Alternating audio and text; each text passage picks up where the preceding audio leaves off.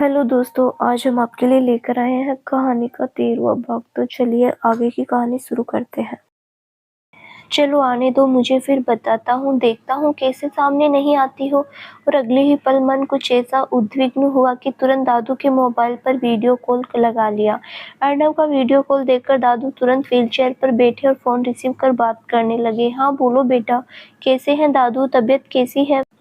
ठीक हूँ बेटा, बढ़िया हूँ। तुम बताओ? मैं भी ठीक हूँ दादू। आपकी बहू ठीक है? कहाँ है? दिख नहीं रही है। सीधे सीधे बोलो ना, मेरे बहाने तुम्हें अपनी पत्नी से बात करनी। अगर यही बात थी तो उसे मोबाइल देकर जाता। मैं भूल गया दादू, आप ही दे देते। वैसे भी आपकी लाडली आपकी बात नहीं टालती है। मैंने कई बार कहा पर लेने से इनकार कर दिया। हमेशा यही कहती रही कि मुझे कोई ज़रूरत नहीं। अच्छा ये सब छोड़ कब आ रहा है? 1 सप्ताह में। हाँ जल्दी आओ वरना मैं बहू के साथ पहुंच जाऊंगा। आपको आने की ज़रूरत नहीं दादू, मैं आ रहा हूँ। सुनकर दादू खुश हो गए। इधर अर्नव अपने 1 सप्ताह तो बोल दिया, लेकिन मन में वो तलब उठी कि उसी शाम दिल्ली के लिए विदा हो गया। अगले दिन दोपहर को एयरपोर्ट से निकला और भीम को कॉल कर बुलाने लगा, लेकिन कुछ सोचा फिर उसे छोड़कर ड्राइवर को कॉल लगा दिया और कार मंगाकर ऑफिस के लिए निकल गया। इधर अदिति अपने काम से फ्री होकर दादू से कहा, मंदिर में आज की पूजा है तो जरा जल्दी जाऊंगी। ठीक है बेटा, और समय से आ जाना। जी दादू, बोलकर वो रेडी हुई। फरवरी का महीना आ चुका था। ठंडी थोड़ी कम हो चुकी थी, मौसम अच्छा था। फिर भी दादू ने कहा, बेटा शाम गिरने से पहले आ जाना। जी दादू, और मंदिर में पूजा में शामिल होने के लिए विदा हो गई। इधर अर्नव निकला तो था ऑफिस जाने के लिए, पर मन में क्या सूझा कि वो कार सिंघानिया प्लेस की तरफ घुमा दिया।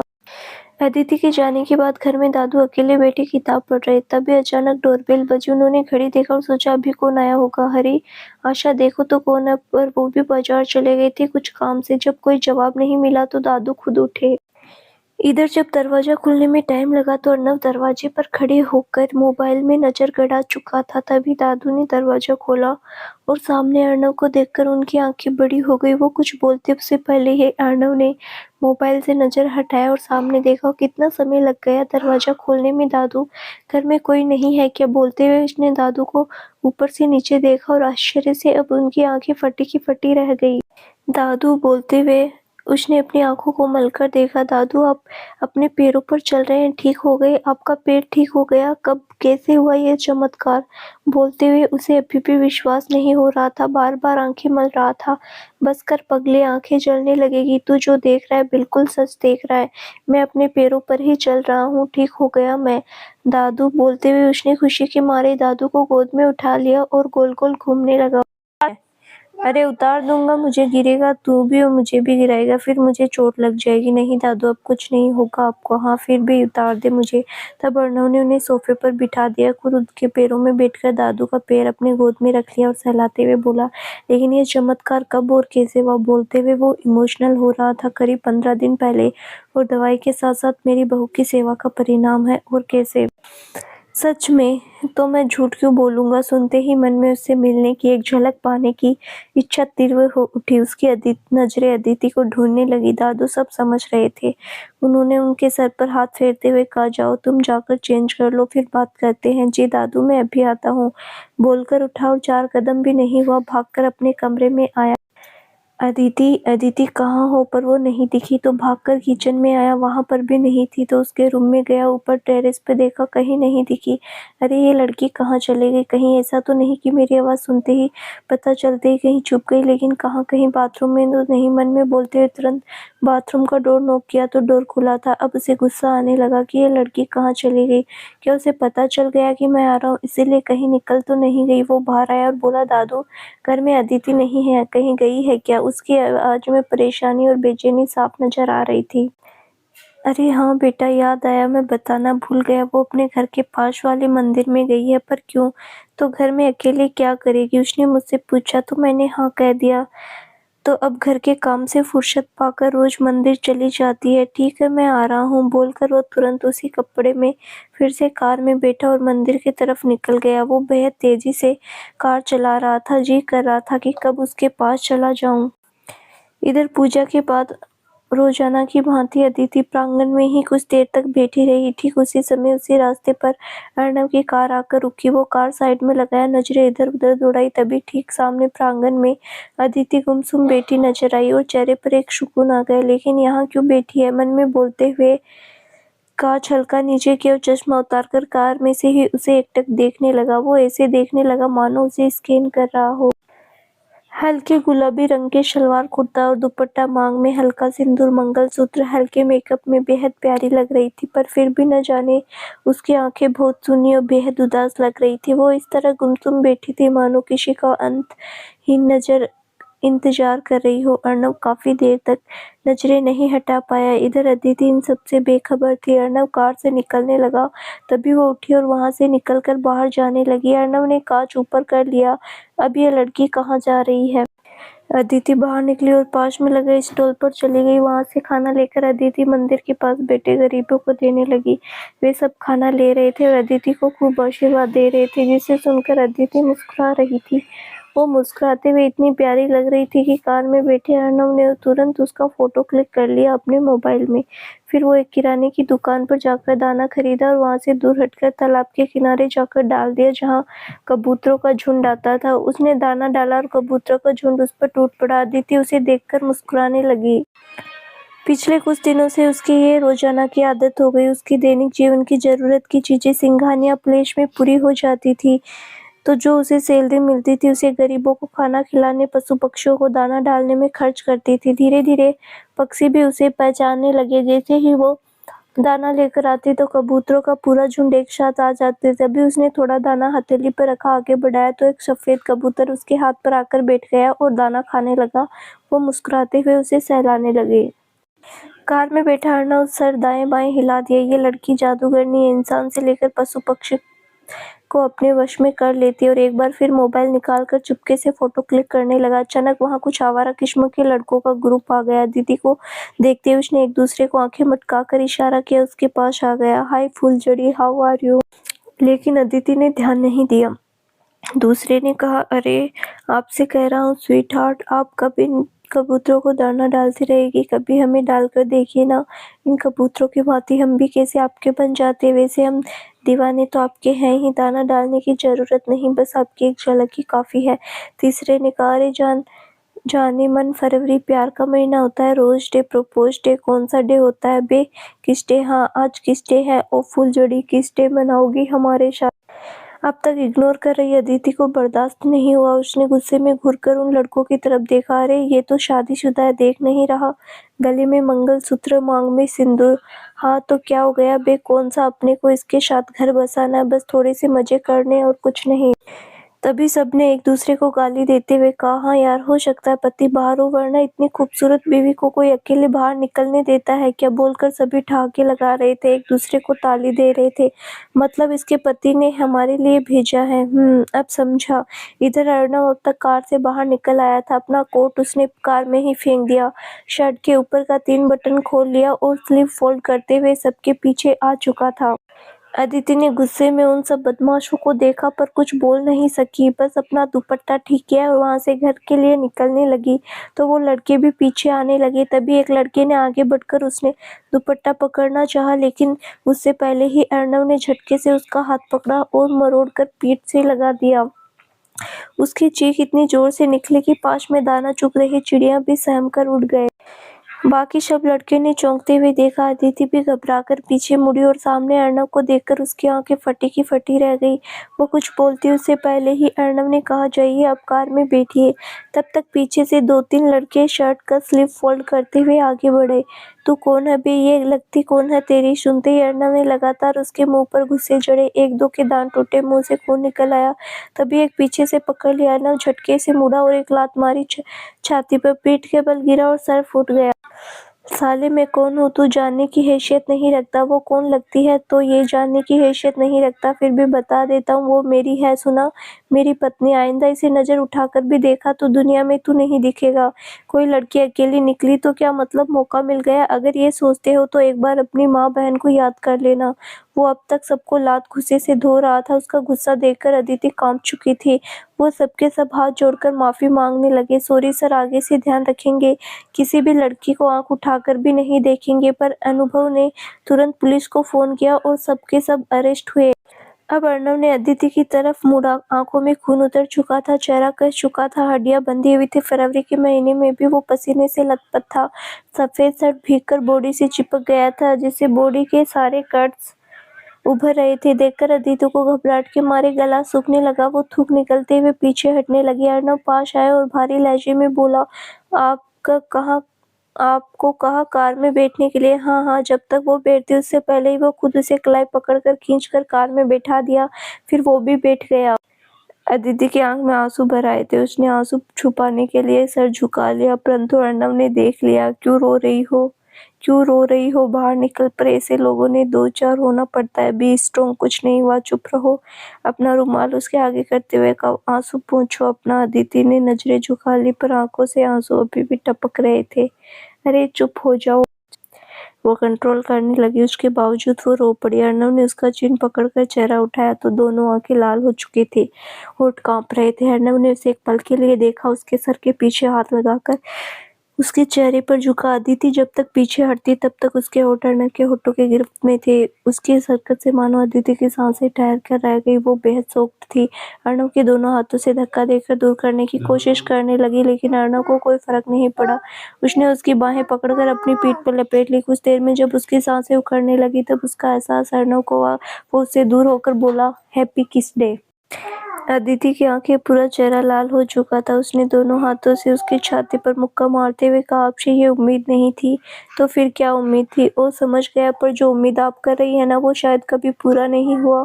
तो अब इससे ज्यादा उम्मीद मत रखिए। अदिति ने जोर से उसके छाती पर दोनों हाथ रख जोर से पीछे की तरफ धक्का दिया और कार का डोर खोलकर बाहर निकलने लगी। आप अकेले जाइए, मुझे नहीं जाना आपके साथ। मैं अकेली ऑटो लेकर या पैदल चली जाऊंगी। अर्णव ने पीछे से उसकी बाहों को पकड़कर खींच लिया।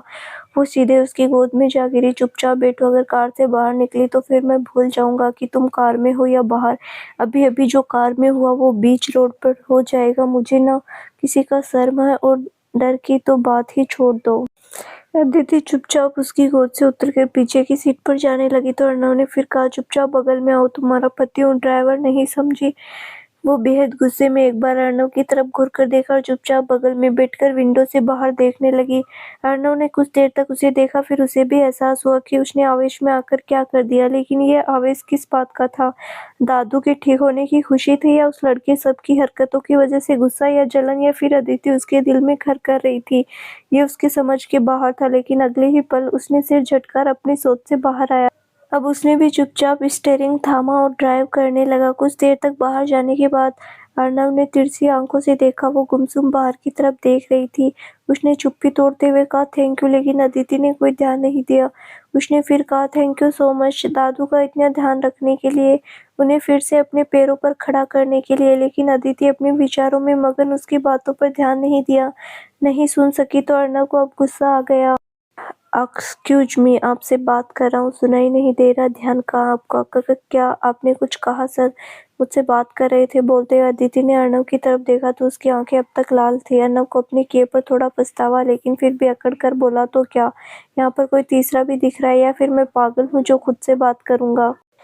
अदिति ने सवाल भरी नजरों से अर्णव की तरफ देखा। क्या बोल रहे थे? तो अर्णव ने फिर कहा, थैंक यू दादू का इतना ध्यान रखने के लिए। क्या दवाई में कोई चेंज भी है, या फिर वही सब है? वही सब है। मैंने कहा भी दादू को डॉक्टर से दिखाने के लिए, चेकअप करवाने के लिए, पर उन्होंने मना किया है फिलहाल। ठीक है। तभी सड़क किनारे चाय के स्टॉल दिखे तो अर्णव ने कहा, चलिए एक एक कप चाय हो जाए। नहीं, मुझे नहीं पीनी है। पर क्यों? देर हो रही है, दादू के चाय नाश्ते का समय हो रहा, मुझे घर जाना है। तो अर्णव ने भी जिद नहीं किया, सीधा घर आ गया। दोनों को एक साथ देखकर दादू को बेहद सुकून और खुशी मिली। अदिति चेंज कर सीधे रसोई में दादू के लिए चाय बनाने को चली गई। वहीं अर्णव फ्रेश होने बाथरूम में चला गया। वो शावर के नीचे खड़ा हो गया। कुछ देर पहले की सारी बातें आंखों के सामने आने लगी। ये मैंने क्या कर दिया? वो भी मेरे बारे में न जाने क्या सोच रही होगी। नहीं, मुझे संभल कर रहना होगा, अपने पर कंट्रोल करना होगा। अपनी दिया को छोड़कर मैं किसी और का नहीं हो सकता, किसी के करीब नहीं जा सकता। शादी तो बस एक मजबूरी है, बस दादू को दिखाने के लिए, उनकी खुशी के लिए, उनकी सेहत के लिए शादी की, वरना शादी करना कौन चाहता था। पर मेरी हरकतों से उसके मन पर कोई छाप छूटे, वो कुछ और सोचे, उससे पहले ही मुझे उसे इस बात का एहसास कराना होगा कि हमारे बीच पति-पत्नी जैसा कुछ नहीं हो सकता। तभी मानो मन के अंदर से एक आवाज़ आई, कितने स्वार्थी हो तुम अर्णव, सिर्फ हमेशा अपने बारे में और अपने दादू की खुशी के बारे में सोचते हो, उस लड़की के बारे में नहीं। आखिर उसकी गलती क्या है जो इस तरह वो जी रही है? पति और परिवार सब कुछ होते हुए भी वो अकेली है। किस वजह से? सिर्फ तुम्हारी वजह से। उसी की गलती है क्या? कोई नहीं। फिर किस बात की सजा तुम उसे दे रहे हो? जो कर्ज जो एहसान चुकाने के लिए उसे लाए हो, उस पर दबाव बनाया, वैसा तो उसके लिए तुमने कुछ किया भी नहीं। एक तो तुम उसके गुनहगार पहले ही हो, अब और कितनी गलतियां करोगे, कितनी बार गुनहगार बनोगे? उस आवाज से अर्णव का दिमाग भन्ना गया। वाकई क्यों ये गलतियां कर रहा है? क्यों उसे अपनी गलती की सजा दे रहा है? जबरदस्ती उसके गले में मंगलसूत्र, मांग में सिंदूर भरकर उसके साथ चलने की बजाय इस तरह अकेला कर दिया। अब तो वो अपनी लाइफ में मूव ऑन भी नहीं कर सकते, किसी का हाथ भी नहीं थाम सकते। अगर उस लड़की को सच्चाई पता चल गई तब क्या बोलेगा, क्या मुंह दिखाएगा, क्या सफाई पेश करेगा? नहीं अर्णव, जो गलती हुई है उसे सुधारो, गलतियां मत करो। अर्णव की आंखें बंद हो चुकी थी, वो बार बार दिमाग में कोसने लगी। तभी बाहर बेड पर रखा हुआ फोन बार बार बज रहा था, तो अपनी सोच से बाहर आया और झटपट से चेंज कर बाहर निकला। फोन देखा तो भीमा का कॉल आ रहा था। उसने तुरंत कॉल बैक किया। हाँ भीमा, बोल। क्या भाई? अभी अभी खबर मिली है कि जयंत अब नहीं रहे, उसका सारा काम चौपट हो गया, कंपनी भी करप्ट हो चुकी है। हाँ तो मैं क्या करूं भाई? बहुत बुरा हुआ, बहुत ज्यादा हमदर्दी है तुम्हें उसे लेकर। नहीं भाई, उसके बच्चे छोटे बच्चे हैं, वो बहुत रो बिलख रहे थे। हाँ तो क्या करे भाई? मुझे ऐसा क्यों लग कि क्या आपने किया है? भीमा तू क्यों कॉल किया? क्या कहना चाहता है? मुझे उसे उसके परिवार को लेकर कोई हमदर्दी नहीं है। जो किया वो पाया उसने। मुझे टकराने वाले का यही हश्र होगा। हमारा सांत्वना उसके परिवार के साथ है, लेकिन इसके आगे कुछ नहीं कर सकते। और तुरंत फोन काट दिया। फिर कुछ देर में रेडी होकर निकला और एक बार फिर भीमा को कॉल किया। भीमा, गोवा में जो अपना होटल का काम चल रहा है वहाँ का मैनेजर का पोस्ट उसकी वाइफ को अपॉइंट कर दो। फिर मन में बोला, मैंने प्रॉमिस किया था तुम्हारे परिवार को कभी रोड पर नहीं आने दूंगा तो नहीं आने दूंगा। तुमने जो गलती की उसका परिणाम परिवार क्यों भुगते? मन में बोलते हुए दादू के पास आया। तब तक अदिति दादू को चाय बनाकर दे चुकी थी और दोनों साथ में हंसी मजाक कर रहे थे, बातें कर रहे थे, दोनों ही जोर जोर से हंस रहे थे। अर्नव दूर से कुछ देर तक दोनों को देखता रहा। बरसों बाद दादू को इतनी जोर की खिलखिलाहट सुन रहा था वो। अदिति भी हंसते हुए कितनी प्यारी लग रही थी, वो भी पास आकर चेयर पर बैठा। अदिति को पता चला पर उसने ध्यान नहीं दिया। दादू ने भी कुछ नहीं बोला तो अर्नव अदिति की तरफ देखते हुए बोला, मेरी चाय, मेरे लिए चाय नहीं बनाई आपने? अदिति ने घूर कर देखा। फिर अर्णव ने कहा, एक कप मेरे लिए चाय लेकर आइए। अदिति उठी और एक कप चाय लेकर आ गई। कुछ देर बाद जब वो रेडी होने लगा ऑफिस जाने के लिए तो दादू मना कर दिए। तो अर्णव ने कहा, नहीं दादू, बहुत कम यहाँ भी पेंडिंग है, मुझे जाना जरूरी है, देर रात तक वापस आ जाऊंगा मैं। फिर वो कमरे में गया, लेकिन अदिति दादू के पास से बैठी रही।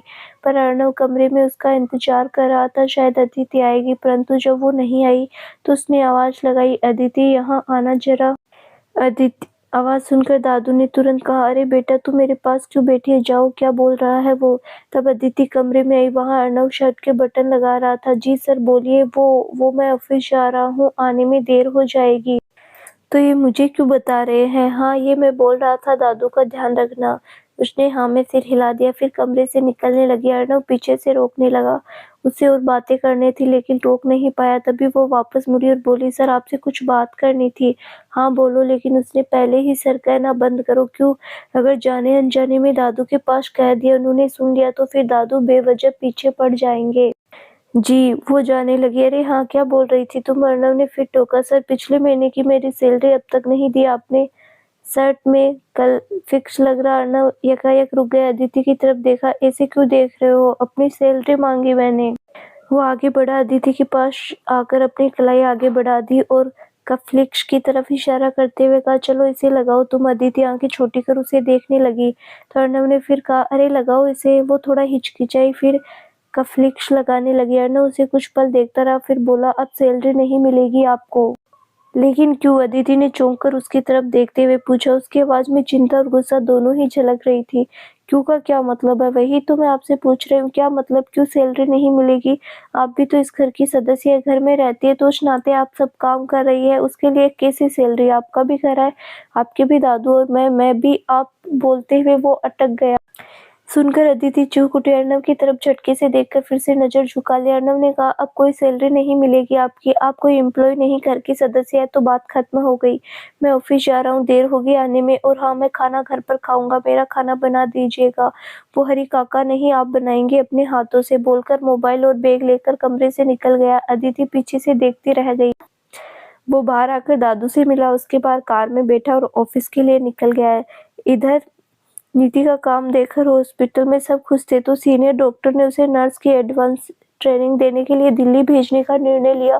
पहले तो मम्मी पापा तैयार नहीं हुए, लेकिन जब नीति ने जिद किया तो भाई भी तो वहां रहते, 1 महीने की ट्रेनिंग है तो जाने दो। तब रमेश जी और निर्मला जी तैयार हो गए। नीति बेक पक कर रही थी और मन ही मन बोल रही थी, हे भगवान, कुछ चमत्कार करना ताकि वो मेरी सहेली मिल जाए, ऐसा कुछ अवश्य करना कि हम दोनों की मुलाकात हो जाए। बोलकर अपने माँ बाप के पैर छुए वहां से दिल्ली में जाने वाली बस में जाकर बैठ गई।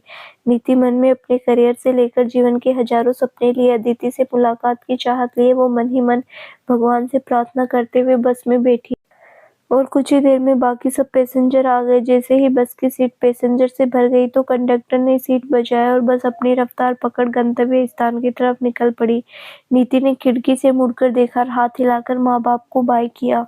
यूं तो 1 महीने के लिए ही जा रही थी, पर न जाने क्यों ऐसा लग रहा था कि जैसे सब कुछ छूट रहा हो। ये अपना घर, मोहल्ले, गालियां, ये चौराहे, इन सब में मानो वो हमेशा के लिए दूर जा रही हो, सबसे नाता टूट रहा हो। वो बहुत भावुक होने लगी, शायद इसीलिए कि वो पहली बार माता पिता से अपने घर से दूर जा रही थी इतने लंबे समय के लिए। लेकिन फिर वो मन को मजबूत कर आंखें बंद कर ली और अपने काम और करियर के बारे में सोचने लगी। कुछ देर में जब मन शांत हुआ तो उसने आंखें खोली और खिड़की से बाहर एकटक देखने लगा।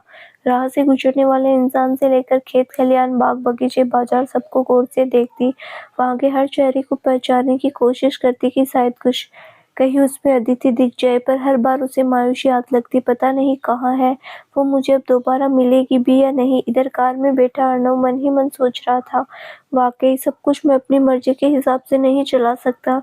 उसे फील करवाना होगा, एहसास कराना होगा कि वो केयर टेकर नहीं, इस घर की मेंबर है, ताकि उसे अकेलापन ना महसूस हो और दादू को भी कोई शक ना हो। मन में यही सब सोचते हुए वो ऑफिस पहुंचा तो भीमा उसे देखकर चौंक गया। भाई, आप कब आए? आज ही आया हूँ, लेकिन आप तो बोले थे कि हफ्ते भर बाद आऊंगा। हाँ तो पहले आ गया, तुझे कोई तकलीफ हो गई? नहीं भाई, तकलीफ क्यों, मुझे तो बेहद खुशी हो रही है। वैसे घर गए थे, दादू से मिले, आपके लिए सरप्राइज था। अदिति भाभी ने तो चमत्कार ही कर दिया। फिर अपनी बात संभालते हुए कहा, सॉरी, अदिति ने तो वाकई चमत्कार कर दिया। आपको पता चलेगा तो खुशी से झूम उठेंगे। हाँ, गया था घर और जो सरप्राइज था वो भी पता चल गया। मैं वाकई बहुत खुश हूँ और कोई नहीं, अब तुम अदिति को भाभी बोल सकते हो। उसने अपने कंधे से अर्णव के कंधे को मारते हुए कहा, वाह क्या बात है भाई, भाभी बोल सकता हूँ मैं? ओ मतलब इन 1 महीने में उसने सिर्फ दादू को ठीक नहीं किया, बल्कि उनका जादू आप पर भी चल गया। अब समझा मैं, आप क्यों हफ्ते भर पहले लौटे हैं। अच्छी बात है, अच्छा प्रोग्रेस है भाई। देखना, आज आपको लगा हुआ अपनी पत्नी स्वीकार कर लिया, देखना ऐसे ही एक दिन आपको प्यार भी हो जाएगा। फिर सिंघानिया प्लेस की सुनी बगिया में आप दोनों के प्यार के छोटे छोटे फूल भी खिलेंगे। तुम्हारा फालतू का ज्ञान बांटकर और बाग बगीचे लगाकर हो गया तो काम की बातें करे। भाई मैं तो बस सेटअप, मैं तुम्हारे ये ज्ञान सुनने के लिए नहीं आया हूँ। ज्यादा प्यार का भूत सवार हो रहा है, मुंह बंद रखो अपना और अपने काम पर ध्यान दो, बेहतर रहेगा तुम्हारे लिए। लेकिन भीमा ने फिर मजाकिया लहजे में कहा, भाई सवार तो हो रहा है, पर इस प्यार के भूत को भगाने वाली कोई भूतनी यानी प्रेयसी तो मिलनी ही चाहिए ना। मुंह बंद रख अपना, कुछ भी बकवास किया तो फिर प्रेयसी तो दूर, तू भी कभी नहीं मिलेगा किसी को। चलो पिछले 1 महीने के सारे काम का अपडेट दो मुझे। जी ब्रो, बोलकर वो सारा अपडेट अर्णव को बताने लगा। जब सारा काम बराबर दिखा तो अर्णव जरा सामान्य हुआ तो भीमा ने एक बार फिर उसे छेड़ दिया, वैसे भाई कितना अच्छा होता ना, अदिति भाभी की कोई बहन या सहेली होती थी। हाँ तो क्या वो मेरी होती? अर्णव ने तुरंत उसके आगे से फाइल ले लिया। चल निकल, केबिन से बाहर जा तू, तब तक मुझे नहीं दिखाना, मेरे सामने नहीं आना जब तेरे सर से प्यार का भूत न उतर जाए। सॉरी भाई, अब नहीं करूँगा, लेकिन क्या करूँ, कैसे बताऊँ आपको अपना दर्द। इस ठंड भरे मौसम में दिन तो किसी तरह बीत जाते, पर रातें कैसे कटती। आप तो शादीशुदा, फिर तो हम कुंवारों की तकलीफ कैसे समझोगे। अब अर्नव ने आंखें बंद कर ली और अनु खींचकर गहरी सांस लेने लगा। मुंह बंद रख भाई, कितना चिढ़ रहे हो, हर वक्त सीरियस माहौल बनाकर रख देते हो, थोड़ा मजाक मस्ती होना चाहिए ना भाई। हाँ बेटा, चलो हम मजाक मस्ती करते और काम कौन करेगा तब। हम ही करेंगे और कौन करेगा। वैसे भाई, आपको आज ऑफिस नहीं आना चाहिए था। आज तो क्या मैं बोलता हूँ, इस पूरे महीने आप ऑफिस मत आइए, भीमा ने जरा सीरियस होकर कहा। उसका टोन देखकर अर्नव ने ही पूछा, क्यों, क्या हो गया, क्यों मुझे ऑफिस नहीं आना चाहिए पूरे फरवरी महीने। भाई, फरवरी प्यार का महीना होता है, आप जाइए ना, मैं काम संभालता हूँ। आप भाभी के साथ टाइम स्पेंड कीजिए ना, कुछ अपने दिल के हाल बयां कीजिए, कुछ उनके दिल के सुन लीजिए। सुनकर अर्नव अब की बार चीखा चिल्लाया नहीं, बल्कि बेहद धीरे लेकिन कोल्ड वॉइस में उसे कहा, चुप हो जाओ, इससे पहले कि तुम्हारी शामत आ जाए, बोलकर कमरे में गन निकालकर सामने टेबल पर रख दिया। अब की बार भीमा ने अर्नव की बातों को सीरियसली लिया और चुपचाप अपने काम में लग गया। इधर अदिति के दिमाग में अर्नव की कई बातें घूमने लगी। आप इस घर की सदस्य हैं, दादू आपका घर और आपका, मैं अपने हाथों का खाना बना खाऊंगा। याद आते ही नाक भौं सिकोड़ते हुए मन में बोली, हद है इस इंसान की चालाकी का, सब कुछ अपने हिसाब से करता है। जब जी में आए एम्प्लॉय बता देता है, जब जी में आया घर का सदस्य बता देता है। पिछली बार जब मैं खुद को घर का सदस्य समझ रही थी तो मेरे हाथों में पैसा थमाकर जता दिया कि मैं बस एक एम्प्लॉय हूँ और कुछ नहीं। और आज जब मैं उसे पैसे देने के लिए बोला, अपनी सैलरी मांगी, तो कह दिया कि मैं इस घर की सदस्य हूँ। फिर कैसा पैसा, घर मेरा है, दादू मेरे हैं, वो मेरा नहीं है।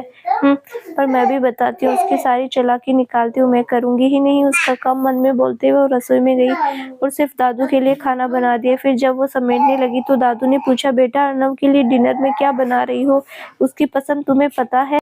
जी जी दादू, फिर ठीक है बना दो, और हाँ, सब कुछ तुम ही बनाना। जी दादू। तब अदिति मन मारकर वापस उसके लिए डिनर बनाने लगी। वहीं दादू मुस्कुराते हुए बाहर निकले। अब दादू ने बोल दिया तो इनकार भी नहीं कर सकती, पर दादू को मैंने कह तो दिया, लेकिन उनकी पसंद तो मुझे नहीं पता। क्या करूँ, किससे पूछूं, भीमा से? नहीं नहीं, वो भी ऑफिस में होगा तो फिर उन्हें भी जरूर पता चल जाएगा। फिर उसे आशा काकी की याद आई और तुरंत अर्नव की पसंद पूछ लिया दोनों से। फिर रसोई में जाकर तैयारी में जुट गई, लेकिन उससे पहले उसने अपनी डायरी निकाली और आज के काम का अपडेट उसमें लिखने लगी। उसने खाना बनाना शुरू किया, आशा काकी उसकी मदद करने लगी। उसने अर्नव के लिए हल्का चटपटा मसालादार खाना बनाया, रोटी, दाल फ्राई, भिंडी मसाले, आलू गोभी मटर की सब्जी, गाजर का हलवा, सब कुछ तैयार हो गया। तब डाइनिंग टेबल पर दादू के लिए खाना परोस दिया। दादू चेयर पर बैठते हुए बोले, साथ में तुम भी बैठ जा बेटा, खा ले खाना तुम, अर्नव को पता नहीं कब आएगा कब नहीं, तब तक तुम भूखी रहोगी। उसने हाँ कहा, लेकिन न जाने क्यों उसने खाना नहीं खाया, बहाना बना दिया, दादू आप खाना खाइए, मैं बाद में खा लूंगी। अरे क्यों बेटा, समय से खाना खा लो, चलो तुम भी अपनी थाली लगा लो। परंतु अदिति ने फिर कहा, नहीं दादू, मैं बाद में खा लूंगी। वो समझ गए अर्नव से पहले नहीं खाना चाहती है। ठीक, अच्छी बात है, मन में बोलकर वो खाना खाने लगे। कुछ देर में दादू का खाना हो गया तो अदिति ने उन्हें दवाई दी। फिर दादू अपने कमरे में चले गए तो अदिति उन्हें रूम में ही एक गिलास हल्दी वाला दूध देकर आई। फिर वो अपने कमरे में आ गई। आशा काकी रसोई समेटने लगी और फिर बर्तन साफ करने लगी। कमरे में अकेली बैठी अदिति को झपकी आ रही थी। घड़ी देखा तो 10 बज गया था। अर्नव अब तक नहीं आया। उसे भूख भी तेज लग रही थी। जो आया कि जाकर एक बार कॉल कर लूं, पर कॉल लगाने भी लगी, लेकिन फिर न जाने क्यों सोचकर फोन रख दिया। फिर उठकर बैठकर इंतजार करने लगी। देर रात हो रही थी तो नींद आने लगी, लेकिन भूख के मारी नींद नहीं आई। एक बार जी आया कि जाकर खा लेती हूँ, फिर सोचा अब इतनी देर तक नहीं खाई तो उन्हें आने देती हूँ, फिर खा लूंगी। तभी इंटरकॉम पर कॉल आया। तभी किसका कॉल आया होगा, बोलते हुए घड़ी देखा तो रात के 11 बज रहे थे। उसने जैसे हेलो बोला तो कहा, डोर खोलिए। अदिति ने डोर खोला तो अर्नव अंदर आया और कहा, जोरों की भूख लगी है, जल्दी से खाना लगा दीजिए ना। हाँ, अभी हरी काका को बोलती हूँ। नहीं काका नहीं, आप लेकर आइए। अदिति को बेहद तेज जमाई आ रही थी। उसने मुंह पर हाथ रखते हुए कहा, चेंज कीजिए, मैं अभी खाना लगा देती हूँ। फिर जैसे ही डाइनिंग पर रखे गिलास में पानी डालने लगी तो अर्नव ने कहा, नहीं, खाना कमरे में ही लेकर आइए, वहीं खा लेंगे। अदिति रसोई में अर्नव के लिए खाना परोसने गई तो जी में आया कि एक थाली में अपने लिए भी निकाल लेती, लेकिन उसके साथ खाने की ना हिम्मत हुई ना ही मन हुआ। फिर ये लगा कि अगर कहीं उसने पूछ लिया कि अब तक क्यों भूखी थी तो क्या जवाब दूंगी, तो उसने अपने लिए खाना नहीं निकाला, सिर्फ अर्नव के लिए थाली में निकाल लिया, कमरे में लेकर आई। तब तब तक अर्णव फ्रेश हो चुका था। वो घुटने तक की लंबाई की निक्कर और टी-शर्ट पहना हुआ था। अदिति ने जब टेबल पर खाना रखा तो खाना देखकर वो खुश हो गया। आईब्रोज खाते हुए बोला, ये सब कुछ आपने बनाया? हाँ, बोलकर वो काउच पर जाकर पीठ के बल लेट गई। अरे आप सोने क्यों चली गई? आइए बैठिए। एक तो उसे जोरों की भूख लग रही थी, ऊपर से उसकी नौटंकी। वो बैठते हुए बोली, आप खाइए ना, कुछ काम पड़ेगा तो मैं ला दूंगी। अरे लेकिन जो खाना परोसता वो बैठकर खिलाता भी तो है। आइए चेयर लीजिए। लेकिन वो कुछ देर तक जब नहीं उठी तो अर्णव अपनी थाली लेकर आया और उसके पास काउच पर बैठ गया और पूछा, आपने खाना खाया? हाँ हाँ, ठीक है, चलिए फिर मेरा साथ दीजिए, अपनी थाली लगा लीजिए। अरे मैंने कहा ना, मैंने खा लिया तो मैं नहीं खाऊंगी। हाँ लेकिन मुझे अकेले खाने की आदत नहीं, तो चलिए अभी कंपनी दीजिए। तो इसमें मेरी गलती नहीं है, आपको डालनी चाहिए नहीं, या नहीं तो समय से आइए तो दादू को कंपनी मिल जाएगी। आपको खाने के लिए कहा, एडवाइस देने के लिए नहीं। चलिए उठिए। अब की बार अर्णव ने जरा जोर से कहा तो अदिति उठकर बैठी और वो भी खींचते हुए बोली, मैं आपकी मनमानी नहीं बर्दाश्त करूंगी। मैं देख रही हूँ कुछ ज्यादा ही मनमानी कर रहे हैं, अब जो जाए करवाने लगते हैं। मैं नहीं खाऊंगी आपके साथ। नहीं खाना तो फिर भूखी क्यों? अब तक अर्णव ने धीरे से कहा। वो खुद रसोई में जाकर एक और थाली अदिति के लिए ले आया और उसकी बाह पकड़कर उठाते हुए बोला, चलिए उठिए, चुपचाप खाना खाइए, अगर नहीं तो ये भी जाकर रख दीजिए। अर्णव ने अब की बार गुस्से में कहा तो अदिति उठी और चुपचाप वो भी खाने लगा। तब खाना खाकर हो गया तो अर्णव ने कहा, आइंदा झूठ बोलने की जरूरत नहीं, ना भूखे रहने की। मुझे अक्सर आने में देर हो जाती है, कभी कभी तो इससे ज्यादा देर आता हूँ, तो आप खाना खाकर सो जाइए। फिर वो जूठा बर्तन सिंक में जाकर रखने लगा तो अदिति ने उसके हाथ से बर्तन छीन लिया और रखने आ गई। वो मन ही मन सोच रही थी, इन्हें क्या हो गया, अचानक पति जैसे बिहेव क्यों करने लगे? वाकई बदल रहे हैं या दिखावा है? नहीं, वाकई बदल रहे हैं, क्योंकि अब तो दादू भी ठीक हो गए। चल फिर इस हिसाब से तो अब मेरा कर्ज खत्म हुआ, अब मैं इस घर से, इस रिश्ते से भी आजाद हूँ, शायद इसीलिए। लेकिन अचानक ही उसे अर्णव की बातें याद आ गई कि वो बस एक केयर टेकर है इस घर की और कुछ नहीं, और मन में उदास हो गया। नहीं, मैं आज ही बात करती हूँ उनसे, लेकिन ये भी है, यहाँ से निकल कर मैं जाऊंगी कहाँ? मुझे अकेले कौन सहारा देगा? फिर दिन वाली सारी बातें आ गई। थैंक गॉड जो ये समय पर आ गए, अगर नहीं आ पाते तो पता नहीं क्या होता आज मेरे साथ। मन में सोचकर वो सिहर गई। क्या हुआ? इतनी गहरी सोच में डूबी हो? क्या चल रहा है दिमाग में? अब तक अर्णव रसोई के गेट पर आ चुका था। कुछ नहीं बोलकर अदिति वापस बेडरूम में आई और काउच पर अपना तकिया और कंबल लेकर सोने चली गई। तभी अर्णव ने भी अपने बिस्तर का बेड सिर ठीक किया और उस पर लेटने को हुआ तो एक नज़र अदिति को देखा, जो घुटने सिकोड़े करवट होकर काउच पर सो रही थी। उसने मन में बोला, क्या करूं? बेड पर आने के लिए बोलूं? दिल तो नहीं कर रहा, पर इससे ज्यादा अधिकार देने की हिम्मत भी नहीं। जितना देना था वो दे दिया, वो नहीं, चाहे कुछ भी हो जाए, इसे अपने बेड पर तो नहीं ला सकता। पर क्या करूं, एक बार फॉर्मेलिटी के लिए ही पूछूं। और उसने तुरंत कहा, सुनिए। पर अदिति ने कुछ जवाब नहीं दिया तो उसने फिर कहा, सुनिए, सो गई क्या आप? नहीं, क्या हुआ? बोलिए। वो मैं क्या कह रहा था, क्या कि काउच पर कंफर्टेबल फील नहीं हो रहा है तो बेड पर आ जाइए। तो दोस्तों, आगे क्या होगा जानने के लिए इस कहानी का अगला भाग जरूर देखें, जो बहुत जल्द ही इस चैनल पर प्रसारित किया जाएगा। धन्यवाद।